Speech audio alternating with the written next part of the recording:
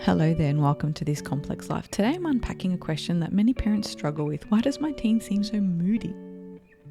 If you've been met with eye rolls, slam doors or emotional outbursts, it can feel like you're constantly walking on eggshells. Moodiness in teens is not just about being difficult, it's part of a much bigger picture. And I actually don't like saying moody because I think it can really set someone up to fail. If we see adolescents as being moody and erratic and unpredictable and emotional, it's really dismissive and really invalidating. So let's try and understand what's happening. Teenage years are a time of rapid change. Like, so much is happening. Hormones are fluctuating, the brains are still developing, they're navigating social pressures and independence, and this can often lead to emotional ups and downs that are really common during this phase of life.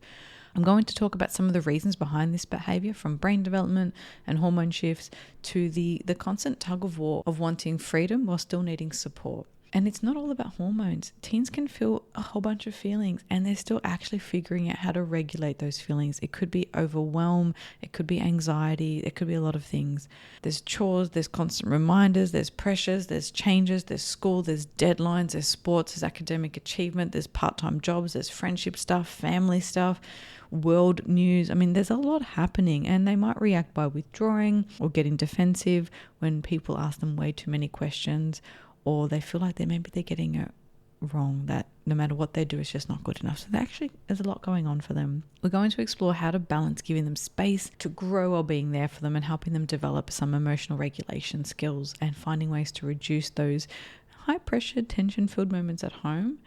And it's all about understanding what's behind those feelings and learning how to respond in a way that supports them and educates them. Now, this is one of the episodes I've done for the series that I'm working on. And if you have a question that you would like answered on the podcast, there'll be a link in the show notes.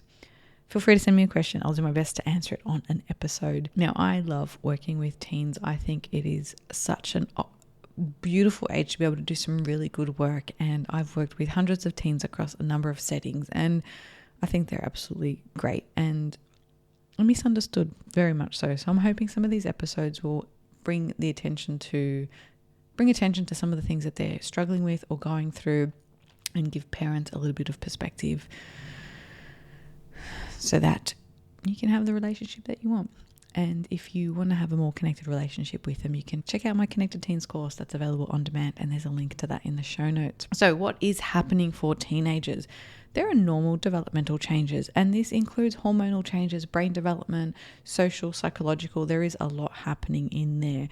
Teens might experience significant hormone fluctuations. Well, it's not might, they do. They experience significant hormone fluctuations, which can impact their mood, and it leads to a lot of change. And that alone can be disruptive. There's brain development. They're still developing the areas of the brain that control emotions and impulse regulation, and that can lead to some heightened emotional reactions. And if you respond to those in a way that's negative, you'll either suppress it or you might get a bigger reaction. So they haven't learnt yet necessarily how to share how they're feeling and articulate that well. So it just comes out. It can kind of feel like it's bubbling over, or like a volcano that erupts, and it can come out of nowhere, or it seems like that.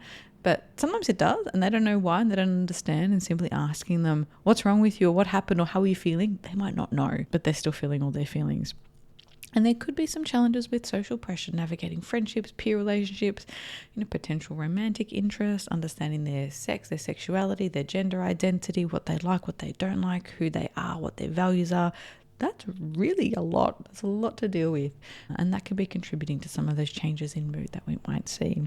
There can also be some pressure from parents, and I've yet to meet a teen who didn't care what their parents thought of them. They might not show it, but they definitely care, and they might feel pressure to perform well in school or sports or other activities. They might feel like they're not doing a good enough job, like they're letting their parents down, that they're not enough of something, and that's really devastating for a lot of them. And you can see how that might make you feel really disconnected or sad or overwhelmed.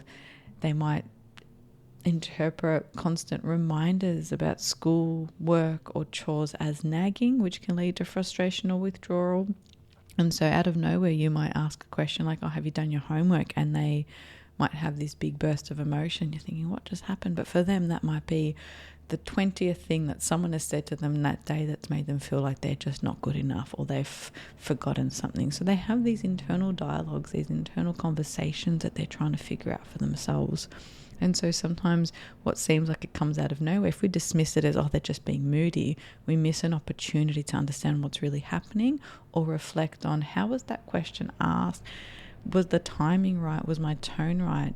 Does it feel critical? Did it feel micromanaging? And that can play a role in this as well. We know that generally teens have a little bit more of a sensitivity to feeling criticized. So it's very important to watch how some of those words are said and how some of those questions are asked, because they can feel overwhelmed by a long list of tasks, responsibility, and expectation. And if they're feeling nagged, that can feel critical to them. Okay, so constant reminders or criticism about the same issues can make them feel misunderstood.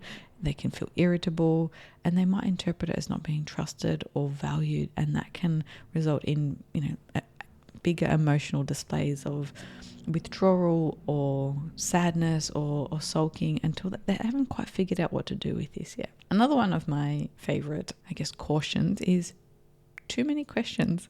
And I talk about this in a number of different ways, is they need some space to process their thoughts and emotions. And when parents ask too many questions, especially at the wrong time, it can feel like an interrogation, leaving them frustrated and defensive.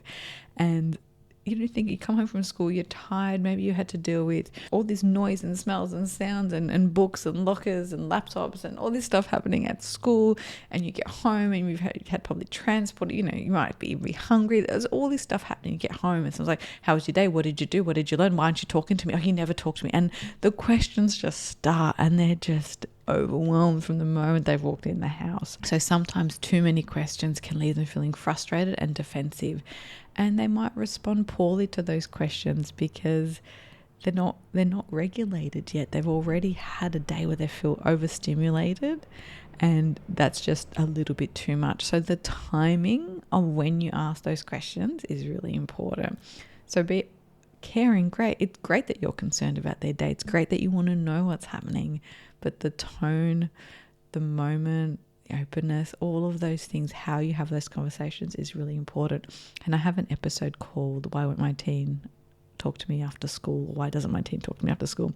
I'll put a link to that in the show notes. You can check it out and see if that offers a little bit of extra tips for you there. So how do we balance independence and connection? That's the $1 million question, right? This is the thing that I really want parents to be focusing on. And it's the basis of a lot of the work that I do, and especially my Connected Teens program.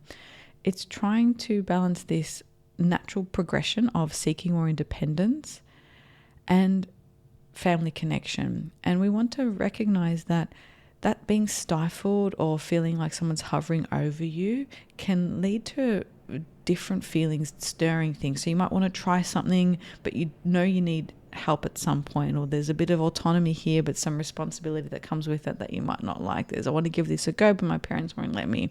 And there's this tug of war, this push-pull between growing up, wanting independence, wanting autonomy, and needing some support, some reassurance, having someone there when you maybe get it wrong or fall over. There's dignity of risk and being allowed to get things wrong, and having someone safe and reliable to come to when it doesn't go right. And this is a tension between wanting space and needing reassurance, and it can lead to a lot of big emotions, especially if you're feeling frustrated or misunderstood. So how do we help manage some of those emotions?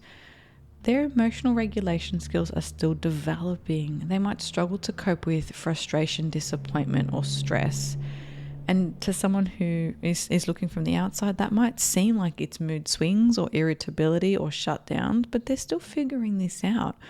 So I want to encourage you to model healthy regulation yourself. So they can't be what they can't see. So looking to you as a source of role modeling is really important. So if you can navigate your emotions, if you can label them, if you can talk about, I'm just going to take a moment now because I'm feeling a little overwhelmed and nothing I say is going to be helpful, or let's have this conversation a little bit later. I'm feeling a bit frustrated and I don't say things the way I mean them when I'm frustrated. You starting to role model that and owning that gives them some language to use, and they file that away. And this needs to happen over and over and over again so they can learn that language. So keep that in mind. How you respond to your own emotions is important. When you're responding to their emotions, I want you to use emotion coaching steps. So see opportunities for connection rather than criticism. Okay, so connect rather than criticize, connect rather than correct. Don't try and fix things. Don't jump in with solutions. Just say, looks like you've had a tough day. And that might be it. I'd be pretty pissed off too if that happened. That might be it. Yeah, so name how they're feeling. Try and let that just sit there. Validate what they say. You don't have to agree with it. It doesn't have to be your truth. But for them, that's how it felt. And that deserves validation. Don't try and talk them out of it. Oh, you shouldn't feel that way. Or I wouldn't have felt that way. Or blah, blah, blah. Validate what they are going through. Avoid nagging and overloading. So instead of peppering them with lots of questions and nagging, try and approach conversations calmly and with empathy. Maybe ask 1 or 2 open questions. Give them time to respond without pressure. And create space. Give them space when they need it and let them know you're available when they want to talk. Encourage open communication, but don't force it. Sometimes they do need to process things before they're ready to talk. So it is a constant balance between all of these different competing things. Hopefully you found that helpful. And if you have a question that you would like answered on the podcast, get in touch. You can email me. You can send me an anonymous form on the website, marievakakis.com.au, or there is a link in the show notes. I would love to hear from you. Thank you for listening. To keep the conversation going, head on over to Instagram or LinkedIn and follow me. If you'd like to keep updated with episodes and other interesting things happening in mental health, join my weekly This Complex Life newsletter, where I'll share tools, tips and insight. There's a link in the show notes. Got a question you want answered? Shoot me an email or a DM. I'd love to hear from you. And if you enjoy the show, I'd really appreciate it if you could leave a rating and a review. It helps other people find the podcast.